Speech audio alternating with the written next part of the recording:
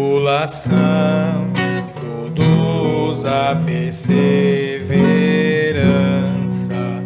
A perseverança produz a virtude comprovada.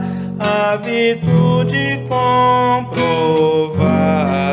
produz a esperança. A esperança não decepciona. A esperança não decepciona. A esperança não decepciona. Pelo Espírito de Deus que nos foi dado. Irmãos e irmãs, paz e bem, iniciemos nossa reflexão em nome do Pai, do Filho e do Espírito Santo. Amém. Chegamos ao 4º dia de nossa preparação para o mês da Bíblia, que este ano nos convida a refletir sobre a carta de São Paulo aos Romanos. Hoje, Paulo fala para nós sobre a lei e a circuncisão, que os judeus viam como privilégios que os distinguia dos pagãos. Mas Paulo vem mostrar que a lei, ela deve estar na vida, na nossa prática. E a circuncisão deve ser a circuncisão do coração, trazendo esperança a todos. Se vivermos a lei e buscarmos de fato um coração puro, um coração cheio de paz, teremos a vida. Façamos então a nossa oração.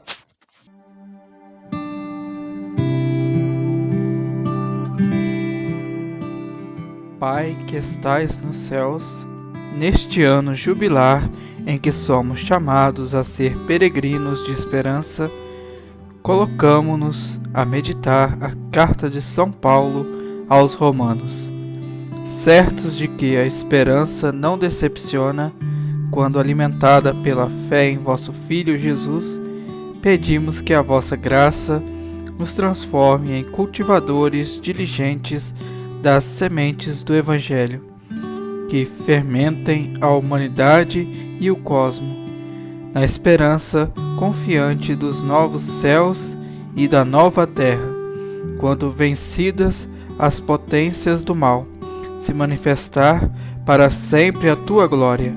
Que esse tempo de meditação bíblica reaviva em nós, peregrinos de esperança, o desejo dos bens celestes e derrame sobre o mundo inteiro a alegria e a paz do nosso Redentor. A ti, Deus bendito na eternidade, louvor e glória pelos séculos dos séculos. Amém.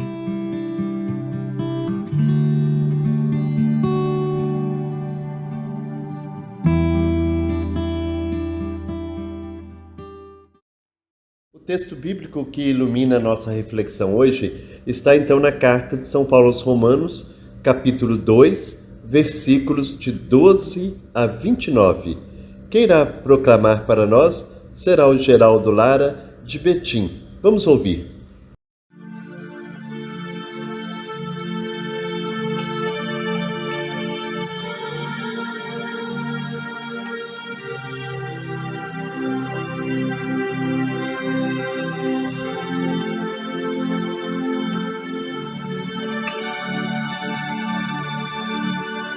Senhor, eu sei que tu me sondas, Senhor, eu sei que tu me sondas, Senhor, eu sei que tu me sondas, Senhor, eu sei que tu me sondas.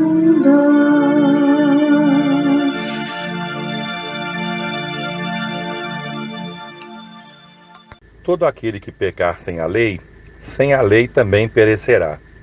E todo aquele que pecar sob a lei, pela lei será julgado.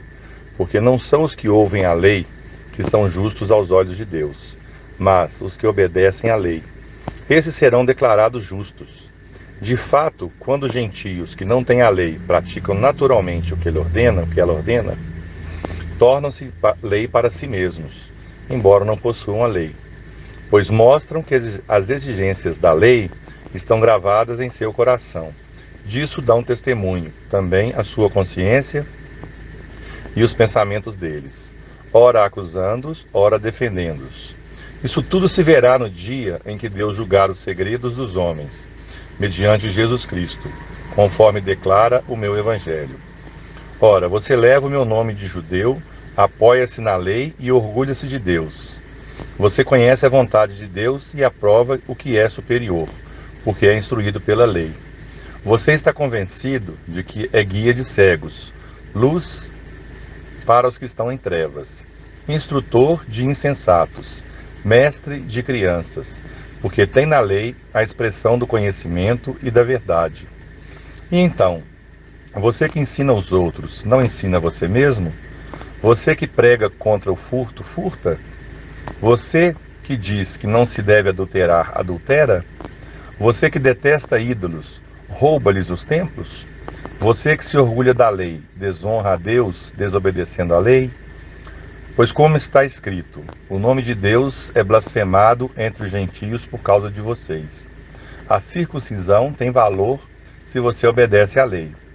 Mas se você desobedece à lei, a sua circuncisão já se tornou incircuncisão. Se aqueles que não são circuncidados obedecem aos preceitos da lei, não serão eles considerados circuncidados? Aquele que não é circuncidado fisicamente, mas obedece à lei, condenará você, que tendo a lei escrita e a circuncisão, é transgressor da lei. Não é judeu quem o é apenas exteriormente, nem é circuncisão o que é meramente exterior e física. Não, judeu é quem o é interiormente, e circuncisão é operada no coração, pelo Espírito, e não pela lei escrita. Para estes, o louvor não provém dos homens, mas de Deus.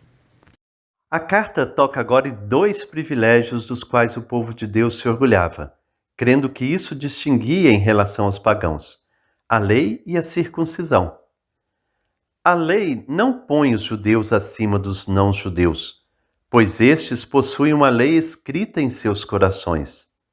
É uma alusão ao que anunciou Jeremias no capítulo 31, versículos 33.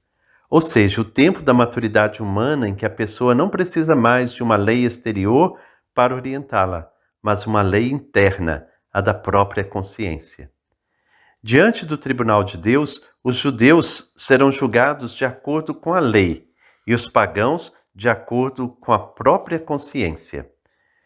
Resumindo o que vimos até o presente, percebemos que a carta aponta para dois caminhos de se chegar a Deus: o dos pagãos e o dos judeus. Os pagãos podem chegar à descoberta e ao reconhecimento do Deus verdadeiro lendo o livro da criação e da vida, seguindo a lei da consciência que orienta para a vida de todos. Os judeus possuem a lei escrita, condensada no Decálogo e que tem como centro a vida para todos. Conhecendo-a e praticando-a, os judeus estão se aproximando do projeto de Deus. Qual dos dois caminhos é mais fácil? O judeu, descrente de que os pagãos possam chegar a Deus pelo próprio caminho, considera-se superior, privilegiado e melhor do que os outros. Põe-se como parâmetro para os não-judeus, considerados por ele como cegos que estão nas trevas, ignorantes, não iniciados. A carta é muito irônica. Muito bem, você ensina os outros e não ensina a si próprio? Você prega que não se deve roubar e você mesmo rouba? Você proíbe o adultério e você mesmo comete? Você odeia os ídolos, mas rouba os objetos dos templos? Você se gloria da lei, mas desonra a Deus transgredindo a lei? Israel tinha um papel histórico único e insubstituível mediante o Decálogo, ser portador de uma novidade absoluta, uma sociedade voltada para a liberdade, a vida de todos. O Decálogo, aqui presente na proibição do roubo, adultério e idolatria, servia como ferramenta ou fermento para esse novo arranjo social. Por trás Deste texto é possível ouvir o eco do Deuteronômio, capítulo 4, versículos 6 a 8, que diz: Coloquem tudo em prática, pois isso tornará vocês sábios e inteligentes diante dos povos. Ao ouvirem todos esses estatutos, os povos comentarão: Que povo é tão sábio e inteligente como essa grande nação? De fato, que grande nação tem um Deus tão próximo como Javé, nosso Deus, todas as vezes que o invocamos. Que grande nação tem estatutos e normas tão justas como esta lei que eu lhes proponho hoje. O povo de Deus foi sábio e inteligente? Não, garante a carta várias vezes, pois considerou a lei sem praticá-la. O privilégio não estava na lei em si, mas no projeto para o qual ela apontava, fermentando o interesse e a vontade dos outros povos em fazer o mesmo. Sem a prática da lei, Israel simplesmente repetiu os mesmos erros das nações, perdendo completamente de vista o objetivo de uma sociedade justa e fraterna: roubo, adultério, idolatria. Deus, seu parceiro nesse projeto, acabou sendo ridicularizado. Por causa de vocês, o nome de Deus é blasfemado entre os pagãos. A lei externa, sem a prática, gera arrogância. O segundo privilégio se chama circuncisão. Ela pode gerar a hipocrisia. Para os judeus, a circuncisão era um sinal na carne que apontava para uma realidade mais profunda, a aliança, ou seja, o compromisso em que dois parceiros, Deus e Israel, se unem em torno de um mesmo objetivo. Com o tempo, a circuncisão acabou sendo um privilégio e não um compromisso. O circuncidado, no caso um judeu, olhava com desprezo para o não circuncidado, o pagão, considerando-o impuro. A circuncisão tornou-se fonte de discriminação, gerando uma religião de raça e um nacionalismo fanático. Basta pensar no fato que os não circuncidados eram proibidos de ter acesso ao interior do Templo de Jerusalém. A carta desmascara a hipocrisia desse gesto. Há pagãos que, apesar de não serem circuncidados, são melhores que os judeus, que são circuncidados. Para Deus, o que importa não é o sinal externo. É como se costumava dizer: o hábito não faz o monge. O importante é a circuncisão do coração, na linha do que já dizia Deuteronômio, capítulo 10, versículo 16. Circuncide o coração e nunca mais tenham cabeça dura, porque Javé, seu Deus, é o Deus dos deuses e o Senhor dos senhores, o Deus grande, valente e terrível, que não faz diferença entre as pessoas e não aceita suborno.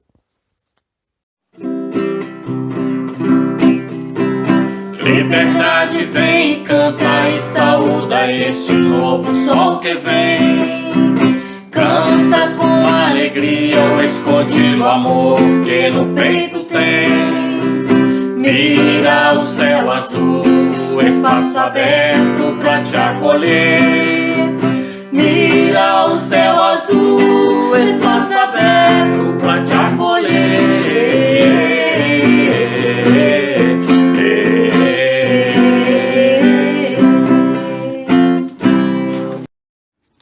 Olá, Frei Gilberto, bom dia, Farinhada, bom dia a você, querido irmão, querida irmã, que reza conosco, paz e bem. Na reflexão de hoje, Paulo faz uma provocação à comunidade de seu tempo. Provocação esta que também pode nos ajudar a compreender melhor nossa realidade e ter um posicionamento mais humano, mais ético, mais profético diante dos desafios e urgências que vão surgindo. Paulo mostra à comunidade que a lei pela lei não tem sentido. Ela serve apenas como um instrumento que possibilita chegar ao coração de Deus. E só se chega ao coração de Deus pelo cuidado e defesa da vida. Noutras palavras, a lei deve estar a serviço da vida, porque a vida vem em primeiro lugar. Retomando a questão da circuncisão, Paulo traz outra grande lição que também pode nos ajudar. Muitas vezes em nome de Deus, ainda se faz uso da lei para impor verdades, para perseguir e destruir quem pensa diferente, quem reza diferente, ama diferente, tem cor da pele diferente. É preciso garantir a liberdade e defender o direito do outro de ser diferente. A liberdade religiosa é um direito constitucional, mas acima de tudo deve ser namastê, reconhecimento de que o Deus que habita no meu coração também mora no coração do outro, mesmo este outro pertencendo a religião diferente ou não pertencendo a nenhuma religião. Que a nossa oração desse dia seja um canto à liberdade e ao amor. Paz e bem. Canta com alegria o escondido amor que no peito tens. Mira o céu azul, o espaço aberto pra te acolher. Mira o céu azul, o espaço aberto pra te acolher.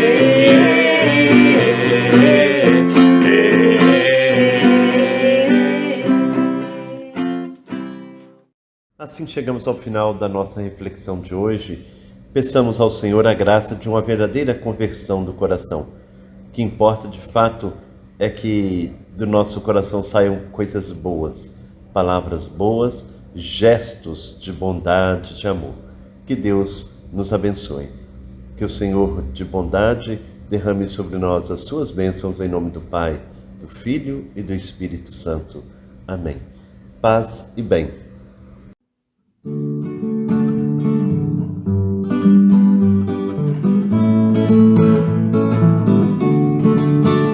A Bíblia é a palavra de Deus, semeada no meio do povo, que cresceu, cresceu e nos transformou, ensinando-nos a viver um mundo novo. A Bíblia é a palavra de Deus, semeada no meio do povo, que cresceu, cresceu e nos transformou.